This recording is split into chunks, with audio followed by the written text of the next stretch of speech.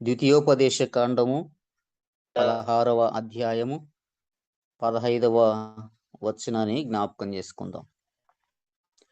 నీ దేవుడైన యెహోవా నీ రాబడి అంతటిలోను నీ చేతి పనులన్నిటిలోనూ నిన్ను ఆశీర్వదించును కనుక యెహోవా ఏర్పరచుకొను స్థలమును నీ దేవుడైన యెహోవాకు 7 దినములు పండుగ చేయవలెను. నీవు నిశ్చయముగా సంతోషింపవలెను. మోషే భక్తుడు తన ప్రజలైనటువంటి ఇశ్రాయేలు ప్రజలతో జ్ఞాపకం చేస్తున్నటువంటి మాట. దేవుని ప్రజలు దేవునిని అర్పణలతో ఆరాధించినప్పుడు కలుగు ఆశీర్వాదములు, ఎన్నో మేలులు, అనేకమైనటువంటి దీవెనలు ఉన్నవని మోషే భక్తుడు తెలియజేస్తూ ఈ మాట రాస్తూ ఉన్నాడు. నీ దేవుడైన యెహోవా నీ రాబడి అంతటిలోను నీ చేతి పనులన్నిటిలోనూ నిన్ను ఆశీర్వాదించును అని.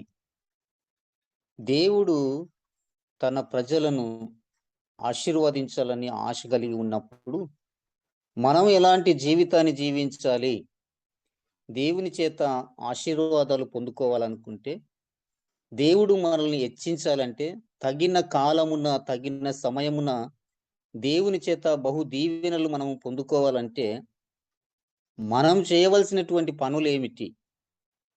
ఉట్టిగానే ఆశీర్వదించాడు దేవుడు.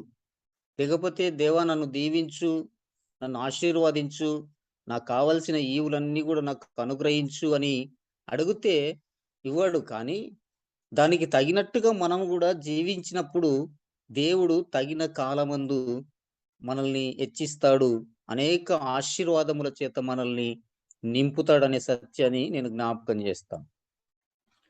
మొట్టమొదట దేవుడు మనల్ని ఆశీర్వదించాలంటే దేవునికి మనము చేయవలసినటువంటి కార్యము ఏమిటంటే దేవుని వాక్యంలో రాయబడింది. ఇర్మియా గ్రంథములో చక్కగా రాస్తాడు. ఇర్మియా గ్రంథము 2వ అధ్యాయం, ఇర్మియా గ్రంథము 2వ అధ్యాయము 3వ వచనంలో ఈ విధంగా రాస్తాడు. అప్పుడు ఇశ్రాయేలు యెహోవాకు ప్రతిష్ఠిత జనమును, ఆయన రాబడికి ప్రథమ ఫలమును ఆయను, అతని లయపరచు వారందరూ శిక్షకు పాత్రులైరి, వారికి కీడు సంభవించును, ఇదే యెహోవా వాక్కు అని జ్ఞాపకం చేస్తున్నాడు. మొట్టమొదట మనము చేయవలసినటువంటిది దేవుని చేత ఆశీర్వాదాలు పొందుకోవాలనుకుంటే, నీ రాబడి అంతటిలోనూ దేవుడు నిన్ను ఆశీర్వదించాలంటే మొట్టమొదట మనం చేయవలసినటువంటి పని ఏంటిదంటే దేవునికి మనల్ని మనము ప్రథమంగా అప్పగించుకోవాలి. మనల్ని మనము దేవునికి సమర్పించుకోవాలి. దేవునికి మనం ఎప్పుడైతే సమర్పించుకుంటామో, మన హృదయము దేవునికి ఎప్పుడైతే అర్పిస్తామో అప్పుడు దేవుడు మనల్ని ఆశీర్వాదిస్తాడు. చాలా మంది ఈ రోజుల్లో దేవుని మందిరానికి వచ్చినట్టుగానే ఉంటాం, కానీ మన హృదయం ఎక్కడనో ఉంటది. హృదయము, అందుకే దేవుని వాక్యం అంటాడు, హృదయం అన్నిటికంటే అది మోసకరమైనది, అది ఘోరమైనటువంటి వ్యాధి కలిగినటువంటిది. కాబట్టి మనసు ఇక్కడ ఉంటది, మనిషి ఎక్కడో ఉంటాడు. అట్లా మనిషి ఏమో దేవుని మందిరంలో కనబడతాడు, కానీ మనసు మాత్రము చంచల బుద్ధి కలిగినటువంటిదిగా సంచారం చేస్తూ ఉంటది. మనసు ఎక్కడో ఉంటది. కాబట్టి దేవునికి మనము మన హృదయాల్ని దేవునికి సమర్పించుకోవాలి. అందుకే భక్తుడు అంటాడు, నా కుమారుడా నీ హృదయము నాకు అర్పించు అంటాడు. నీ హృదయం నాకు అప్పగించు. నీ హృదయం నాకు ఇచ్చినప్పుడు నీ మనసు ఇక్కడే ఉంటది, నువ్వు మనిషివి కూడా ఇక్కడే ఉంటావు. కాబట్టి దేవుని సన్నిధానములో మనము స్థిరమైనటువంటి హృదయము కలిగి దేవునికి అప్పగించుకుని జీవించినప్పుడు దేవుని చేత మనము బహుగా ఆశీర్వదించుతాం. ఇలాగూ దేవుని వాక్యంలో చూస్తే ఒక వ్యక్తి దేవునికి ప్రతిష్ఠిత చేయబడినాడు. ఆ వ్యక్తి ఎవరంటే మనకు సంసోను తెలుసు. సంసోను దేవునికి ప్రతిష్ఠిత చేయబడినటువంటి వాడుగా ఉన్నాడు. దేవునికి సమర్పించుకోబడినటువంటి వ్యక్తిగా, నాజీరు చేయబడినటువంటి వ్యక్తిగా మరి ఉన్నాడు. తల్లి మరి మానోహ వారు దేవునికి ప్రార్థన చేసి దేవుని చేత బహుగా మంచి ఆశీర్వాదం పొందుకుని మంచి ఫలాన్ని పొందుకున్నటువంటి కుమారుడు. మరి సంసోను తన జీవితములలో దేవునికి సమర్పించుకున్నటువంటి వ్యక్తి, కానీ ఏం చేశాడంటే దేవునికి ప్రతిష్ఠించబడినటువంటి వ్యక్తిగా ఉండాలి, కానీ మరి లోక సంబంధమైనటువంటి ఆశల వైపు మళ్ళినప్పుడు, పాపములో పడిపోయినప్పుడు తన జీవితం అంతా కూడా పాడు చేయబడింది. ఈరోజు ప్రతి క్రైస్తవ విశ్వాసి కూడా మొట్టమొదట తీర్మానం చేసుకుంటారు. నేను దేవునికే లోబడతాను, దేవుని సన్నిధిలోనే జీవిస్తాను, దేవుని యొక్క అడుగుజాడలోనే నడుస్తాను అని చెప్పి తీర్మానం చేసుకుంటారు, బాప్తిసాలు పొందుకుంటారు, మంచి చక్కగా పాటలు పాడగలుగుతారు, అన్ని చేయగలుగుతారు. కానీ దేవుని సన్నిధిలో స్థిరంగా నిలబడలేకపోతున్నాం. దేవునికి మన హృదయాన్ని నిజంగా నమ్మకంగా, ఆయన యథార్థ హృదయం కలిగినటువంటి వారంగా మనం సమర్పించుకోవడం లేకపోతున్నాం. సంసోను తన జీవితాన్ని పాడు చేసుకున్నాడు. సంసోను దేవుడిచ్చినటువంటి ఆత్మను, బలము కలిగినటువంటి ఆత్మను మరి అన్నిటిని కూడా పోగొట్టుకున్నటువంటి వ్యక్తిగా ఉన్నాడు. పాపములో పడిపోయినాడు. ప్రతిష్ఠించబడినటువంటి జనంగా ప్రత్యేకంగా మనం ఉండాలి. దేవునికి నమ్మకంగా సమర్పించుకునబడినటువంటి వ్యక్తులుగా మనం ఉండినప్పుడు దేవుడు మనల్ని ఆశీర్వదిస్తాడు అని జ్ఞాపకం చేస్తున్నాను. అందుకే ఆయన రాబడికి ప్రథమ ఫలము ఆయన, అంటే ప్రతిష్ఠిత, మనం ఎప్పుడైతే దేవునికి సమర్పించుకుంటామో అప్పుడు మన రాబడికి ప్రథమ ఫలముగా దేవుడు మనల్ని ఆశీర్వదిస్తాడని జ్ఞాపకం చేస్తున్నాను. ఇంకొక వ్యక్తిని జ్ఞాపకం చేసుకుంటే సమూయేలు గ్రంథంలో మనం చూస్తాం. మొదటి సమూయేలు గ్రంథంలో చాలా చక్కగా రాస్తాడు. మొదటి సమూయేలు గ్రంథము మొదటి అధ్యాయము మరి 10వ వచనం ఒకసారి చూద్దాం. మొదటి సమూయేలు గ్రంథము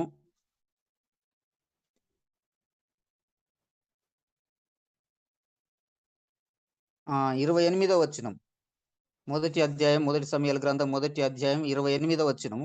కాబట్టి నేను ఆ బిడ్డను యెహోవాకు ప్రతిష్ఠించుచున్నాను, తాను బ్రతుకు దినములన్నిటినను వాడు యెహోవాకు ప్రతిష్ఠితుడని చెప్పాను. అప్పుడు వాడు యెహోవాకు అక్కడనే మ్రొక్కెను. సమూయేలు మరి హన్న ఎప్పుడైతే సమూయేలును ప్రతిష్ఠించిందో, దేవునికి సమర్పించుకున్నదో, అప్పుడు సమూయేలు దేవునికి మ్రొక్కుకుని ఏం చేశాడంటే తెలుసా? దేవుని సన్నిధానములోనే తన జీవితాన్ని గడిపాడు. అందుకే కాక దేవుని యొక్క స్వరమును వినగలిగినటువంటి వ్యక్తిగా ఉన్నాడు. అంతేకాకుండా దేవుని యొక్క అడుగు జాడల్లో దేవుని మార్గం నడిచే వ్యక్తిగా కనబడుతూ ఉన్నాడు. అంతేకాకుండా సమూయేలంట మనుషుల దయందును దేవుని దయందును అన్ని విషయములలో మరి జ్ఞానమందును వయస్యందును ఎదుగుచున్నటువంటి వ్యక్తిగా, దేవుని పోలినటువంటి వ్యక్తిగా మనము చూస్తున్నాం. దేవుడు ఎలాగైతే ఈ లోకంలో యేసు ప్రభు వారు మనుషుల దయందును దేవుని దయందును వయస్యందును జ్ఞానమందును ఎలాగైతే ఎదగగలిగినాడో, సమూయేలు కూడా అలాగే ఎదగగలిగినాడు. అందుకే ఆయన గొప్ప ప్రవక్తగా మారినాడు, గొప్ప ప్రవక్తగా చేయబడినట్టుగా మనం చూస్తాం. అంటే దేవునికి మనం ఎప్పుడైతే ప్రతిష్ఠిస్తబడతామో, దేవునికి ఎప్పుడైతే నమ్మకంగా మన హృదయాలను సమర్పించుకుంటామో, దేవుడు నిశ్చయముగా మనల్ని ఆశీర్వాదిస్తాడు. గొప్పవారిగా మనల్ని దేవుడు ఉంచుతాడనే సత్యాన్ని జ్ఞాపకం చేస్తున్నాడు. మన హృదయమును దేవునికి ఇవ్వాలి. అందుకే చాలా మంది అంటారు, హృదయము దేవునికి ఇవ్వకుండా మనం ఏమి చేయలేం. మన హృదయాన్ని దేవునికి ఇస్తే దేవుని కార్యాలు చేసే విషయంలో కానీ, దేవుని పరిచర్య విషయంలో కానీ, దేవుని ప్రేమించే విషయంలో కానీ, సంఘమును ప్రేమించే విషయంలో కానీ మనం ఏముంటామంటే ముందుకు కొనసాగుతాం.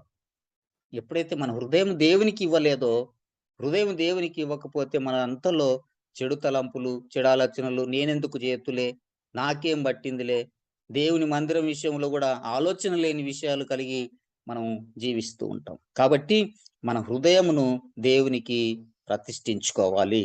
మన హృదయాన్ని దేవునికి మొట్టమొదట సమర్పించుకోవాలి. దేవుడు నీ ధనాన్ని కోరడం లేదు, నీకున్నటువంటి ఆస్తిపాస్తులను కోరడం లేదు, నీకున్న అందచందాలను దేవుడు ఆశపడి ఇష్టపడడం లేదు. కానీ మొట్టమొదట మనం చేయవలసింది ఏంటంటే, మనల్ని మనము దేవునికి ఎప్పుడైతే సమర్పించుకుంటామో, మనల్ని మనము దేవునికి ఎప్పుడైతే అప్పగించుకుని ముందు కొనసాగుతామో, అప్పుడు దేవుడు అంటాడు, నీ దేవుడైన యెహోవా నీ రాబడి అంతటిలోనూ నిన్ను ఆశీర్వదిస్తాడు. ఇది మొదటి విషయం. రెండో విషయాన్ని జ్ఞాపకం చేస్తాను.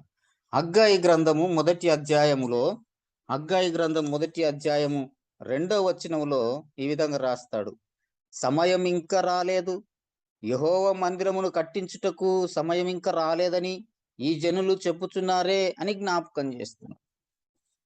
చాలా మంది జీవితాల్లో టైం లేదు, సమయాన్ని దేవునికి అర్పించబడలేకపోతున్నాం. సమయాన్ని దేవునికి మనం మొట్టమొదట ఏం చేయాలంటే మన సమయాన్ని ఇవ్వాలి. ఈ రోజుల్లో సమయం దేవునికి ఇవ్వకుండా ఏం చేస్తున్నామంటే వ్యర్థమైన వాటికి ఎక్కువగా సమయాన్ని ఇస్తాం. వ్యర్థమైనటువంటి వాటలు టీవీలకు కానీ సీరియల్స్ ఈ రోజుల్లో ఏం చేస్తున్నామంటే టీవీలు వచ్చిన కంటి సీరియల్స్ చాలా మందికి ఇది ఒక పిచ్చి అయిపోయింది అనమాట.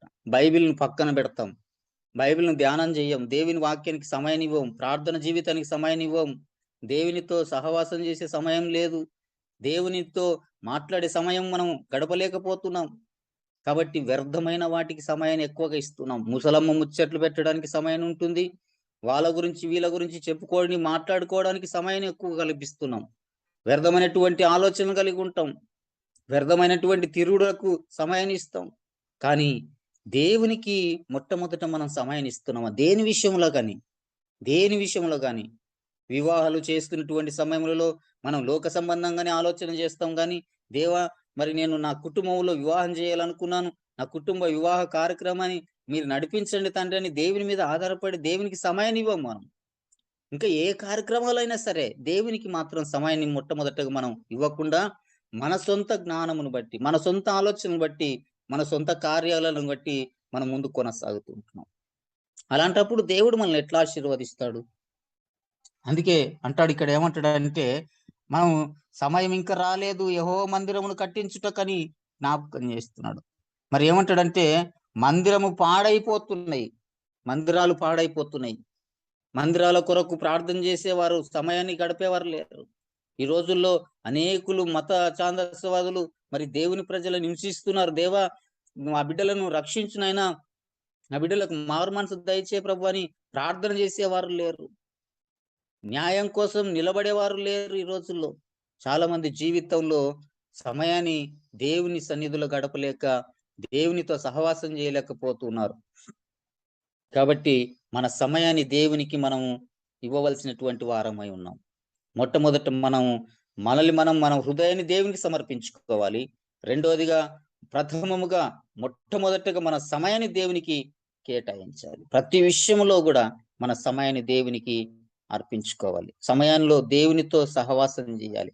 ఎప్పుడైతే దేవునితో సమయం గడపలేకపోతామో, ఎప్పుడైతే దేవునితో సహవాసం గడపలేకపోతామో, అప్పుడు మన జీవితములు శాపముతో నింపబడతాయి. ఉదాహరణకు ఆదాము హవ్వలను జ్ఞాపకం చేసుకుంటే, దేవుడున్నంతసేపు ఆ ఏదైనా తోటలంతసేపు భక్తి కలిగినటువంటి వారుగా, భయం కలిగినటువంటి వారుగా ఉన్నారు. దేవుడు వారితో వెళ్ళినప్పుడు, మరి వారిని విడిచి వెళ్ళినప్పుడు సాతానుడు వాళ్ళని అటాక్ చేశాడు. సాతానుడు వాళ్ళని తీసుకుని వెళ్ళి ఏం చేశాడంటే, తినరాని పండును తినబెట్టి దేవుడు వద్దు అన్న దానిని చేసినప్పుడు వారి శాపానికి మరి గురి అయినట్టుగా మనం చూస్తాం. మన బ్రతుకులు కూడా అంతే. ఎంతసేపు లోక సంబంధంగానికే సమయాన్ని కేటాయిస్తే, లోక సంబంధమైన జీవితమే మనం జీవించినట్లయితే, మన సమయము దేవునితో గడపలేకపోతే మనల్ని సాతానుడు అటాక్ చేసి నిత్య నరకానికి నడిపిస్తాడు, శాపం అనుభవిస్తాం. కాబట్టి మొట్టమొదట మన సమయాన్ని దేవునికి ఇవ్వవలసినటువంటి వారమై ఉన్నామని జ్ఞాపకం చేస్తున్నాను. మూడో విషయం చెప్పి నేను ముగిస్తాను, ఎందుకంటే మనం క్లుప్తంగా మరి దేవుని వాక్యాన్ని జ్ఞాపకం చేసుకుందాం. సామెతల గ్రంథము 3వ అధ్యాయము 9వ వచనంలో, 3వ అధ్యాయం 9వ వచనం, సామెతల గ్రంథము 3వ అధ్యాయము 9వ వచనం, నీ రాబడి అంతటిలో ప్రథమ ఫలమును నీ ఆస్తిలో భాగమునిచ్చి యెహోవాను ఘనపరచుమని జ్ఞాపకం చేస్తున్నాడు. నీవు దేవునికి ప్రథమముగా ఇవ్వవలసినటువంటి మూడోది ఏంటిదంటే, నీ ఫలములను దేవునికి ఇవ్వాలి. నీ రాబడి అంతటిలో ప్రథమ ఫలమును, నీ ఆస్తిలో భాగమును దేవునికి ఇచ్చి ఏమంటాడంటే దేవుని ఘనపరచాలంట. దేవుని ఘనపరచాలి. ఈ రోజుల్లో చాలా మంది మీ పొరపాట్లు చేసేది ఏంటంటే, మనకి ఎంత రాబడి వచ్చినా ప్రథమ ఫలం మాత్రము దేవునికి ఇవ్వం. దేవునికి ఇచ్చే విషయంలో మన జీవితాలు చాలా మట్టుకు వెనకాడతాం. మనము మన జీవితంలో ఎన్నో వ్యర్థమైనటువంటి ఖర్చులను, ఎన్నో వ్యర్థమైనటువంటి ఆలోచనల చేత మనకున్నటువంటి రాబడి అంతా కూడా పాడు చేసుకుంటాం. కానీ మన రాబడిలో మొట్టమొదటిది నా దేవునిది కదా అని ఇవ్వలేకపోతాం. దేవునికి ఇచ్చే విషయంలో చాలా మంది సనుగులు, దేవునికి ఇచ్చే విషయంలో వెనుకబాటుతనం, దేవునికి ఇచ్చే విషయంలో అనేకమైనటువంటి ఆలోచనలు చేస్తూ ఉంటారు చాలా మంది. ఈ రోజుల్లో గొప్ప గొప్ప ధనవంతులు ఉన్నారు. కానీ దేవునికి ఇవ్వాలంటేనే పిసినారితనం కలిగి జీవిస్తారు. పిసినారితనం. ఒక ఇద్దరు భార్యాభర్తలున్నారు. ఇద్దరు గవర్నమెంట్ ఎంప్లాయీస్.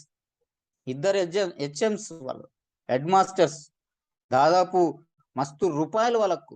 కానీ ఒక్క సేవకునికి గాని, ఒక సంఘానికి గాని సహాయం చేసే మనసు లేదు. మళ్ళా మరి దేవుని మందిరంలో వారెవరు తెలుసా? ట్రెజరర్.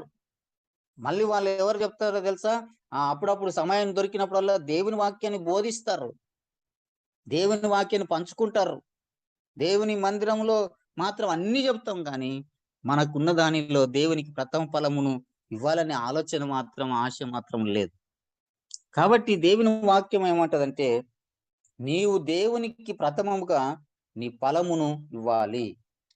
దేవునికి మొట్టమొదటిది మనం దేవునికి సమర్పించుకోవాలి.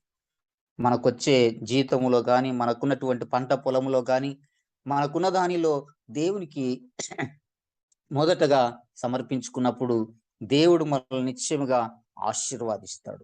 కాబట్టి 3 విషయాలను జ్ఞాపకం చేసినాను. నీవు దేవునికి ప్రథమముగా నీ హృదయాన్ని ఇవ్వాలి. అంతేకాకుండా దేవునికి మొట్టమొదటిగా మన సమయాన్ని ఇవ్వాలి. అంతేకాకుండా దేవునికి మొదటగా మనకున్నటువంటి రాబడి అంతటిలో మొదటి ఫలమును దేవునికిచ్చి దేవునిని ఘనపరచాలి. ఇక్కడ అంటాడు అదే మాట, యెహోవాను ఘనపరచుము. నీ ఆస్తిలో భాగమునిచ్చి యెహోవాను ఘనపరచుము అంటాడు. దేవునికి ఘనపరచాలంటే మనకున్న దానిలో మొట్టమొదటిది దేవునికి అర్పించుకోవాలి. కాబట్టి ప్రియమైనటువంటి దేవుని బిడ్డలారా, దేవుని ప్రజలు దేవుని అర్పణలతో ఆరాధించినప్పుడు అనేకమైన ఆశీర్వాదాలు కలుగుతాయి. అనేకమైనటువంటి మేలులు కలుగుతాయి, దీవెనలు కలుగుతాయి. కాబట్టి దేవుని వాక్యంలో అంటాడు ఒక మాట, ప్రకటన గ్రంథంలో మనం చూస్తాం, ఇదిగో తలుపు నొద్ద నిలుచుండి తట్టుచున్నాను, ఎవడైనను నా స్వరం విని తలుపు తీసిన ఎడల అతనితో నేను, నాతో కూడా అతడు భోజనము చేయదును. అందుకే మన హృదయం అనే తలుపును దేవుడు తట్టుచున్నాడు. మన హృదయం అనే తలుపును ఎప్పుడైతే తెరిచి మన హృదయంలోనికి యేసయ్యను ఆహ్వానిస్తామో, మన హృదయంలోని ఎప్పుడైతే యేసయ్యకు స్నానం ఇస్తామో, ఎప్పుడైతే మన హృదయములో దేవునికి మంచి పరిశుద్ధమైనటువంటి స్థలాన్ని సిద్ధపరుస్తామో, అప్పుడు దేవుడు మనల్ని నిశ్చయముగా ఆశీర్వాదిస్తాడు.